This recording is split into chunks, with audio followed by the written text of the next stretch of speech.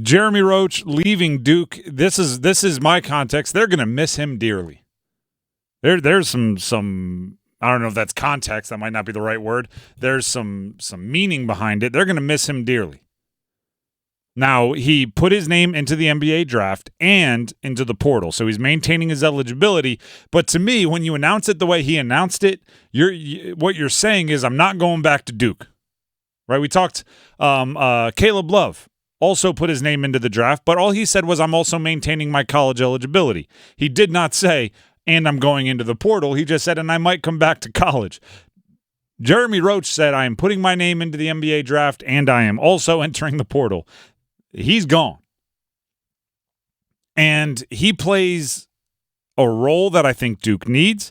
As Dennis pointed out to me earlier today, he is the last guy from the Coach K era. Yeah. The last guy recruited by K. Crazy to think about. Last guy that played under K. That's actually that's still going on right now. Last guy that played for Coach K that was still a contributor for Duke. If you're keeping track, that means R.J. Davis was the last guy of the Roy Williams era, if he elects to come back, because he could always leave, and then that's done. So it's officially Scheyer's program versus Hubert Davis's program now? I mean, it depends, if R.J. Davis comes back or not. That's one way to look at it. Another way to look at it is Jon Scheyer is in danger of falling into the same situation that he fell into last year, but reversed. If Jeremy Roach doesn't come back, they have essentially two ball handlers, two guys that can be primary ball handlers, Tyrese Proctor and Caleb Foster, who both announced they're coming back. They'll have a billion small forwards who are 6'8" to 6'7" to 6'10" and like to have the ball in the hands on the half court and run in transition, but aren't really the main primary ball handlers. And they have a couple bigs, and they're looking for more bigs. You need some perimeter guys. Last year, they had the perimeter guys. They needed the bigs. Now it looks like they're overcorrecting and maybe didn't do enough to convince Jeremy Roach to come back, or maybe didn't recruit enough point guards and combo guards. I read it the other day. Here, the six-man recruiting class by Duke, the incoming freshmen, small forward, small forward, small forward, small forward, center, center. That's their incoming recruiting class. I don't think it's crazy for me to tell you that's a very condensed in one position group. Do you trust Cooper Flagg to play the two? Do you trust Cooper Flagg to play the shooting guard?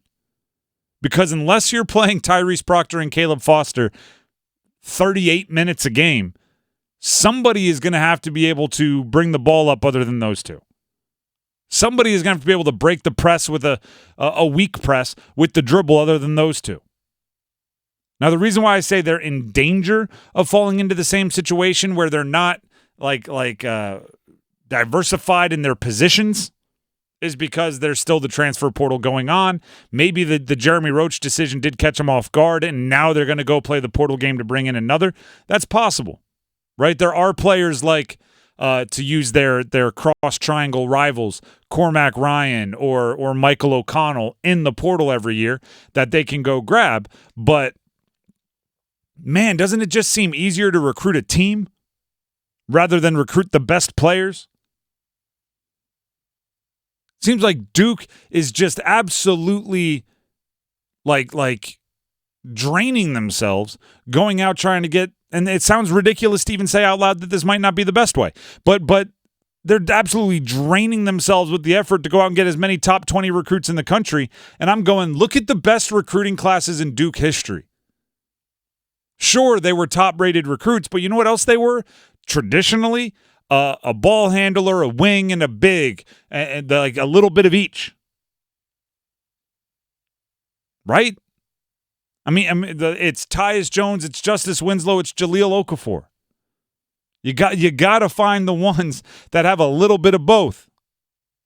It's Jon Scheyer, it's Nolan Smith, it's Kyle Singler. A little bit of everything. Last year, Duke didn't have enough bigs. They had Kyle Filipowski, and they asked him to do everything. He had to protect the rim. He had to rebound. He had to defend the other team's best big. He had to score in the post. He had to stretch to the perimeter. He had to do everything that anyone over 7 feet was asked to do because he was the only one that was anywhere over 7 feet. And 6'10" would have worked too. Yeah, I mean, Ryan Young 6'10". Mark Mitchell was 6'9". Mark Mitchell, he's not coming back, by the way. Yeah. But couldn't do a lot of those things either. He was a 6'9", but not a true big 6'9". Right? You're not asking. He wasn't a great rim protector. Kyle Filipowski wasn't either, but he had to be. Next year, it's going to be like Tyrese Proctor, Caleb Foster. They're going to be asked to do everything on the perimeter. Mm-hmm. They're going to ask to shoot to space the floor for all the crashers and slashers. They're going to be asked to bring the ball up against the press. They're going to be asked to guard the opposing team's best perimeter threats. They're going to be asked to be the pressure on ball when you want to disrupt another team's timing. They're going to be asked to be the veteran presence calming everybody down. They're going to be asked to do everything. Again, I say they're in danger of this happening because the portal is still open and maybe they go solve it.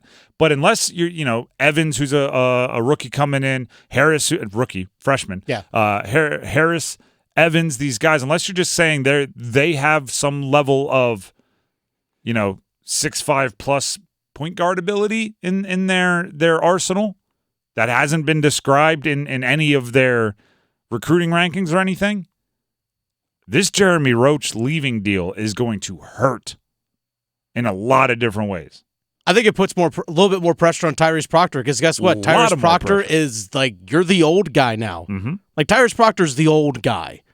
Barring then bringing, he's the old guy at Duke because they might bring in a junior. They might bring in like a transfer that's a graduate. Yes, but he's the old guy now. Mm-hmm. Like he's the vet, which is wild to think about. I mean, he's a legit junior. Like, yeah. There's nothing wrong with a junior kind of being the vet in your rotation, but it puts more pressure on him in addition to the pressure that's put on him simply by the way the team is put together. Yeah. Who's going to be responsible for getting Cooper Flagg the ball in scoring positions? Who's going to be responsible for getting the ball to Malawash down low? Who's going to be responsible for getting Caleb Foster going? Tyrese Proctor. And be the veteran. And be a defender. Jeremy Roach leaving is I think, a call to the portal by Duke. Get yourself a veteran point guard in addition to a veteran big. And you're Duke, so you should be shopping in the top shelf of the portal. Oh, easily. Look in the top 15 guys available.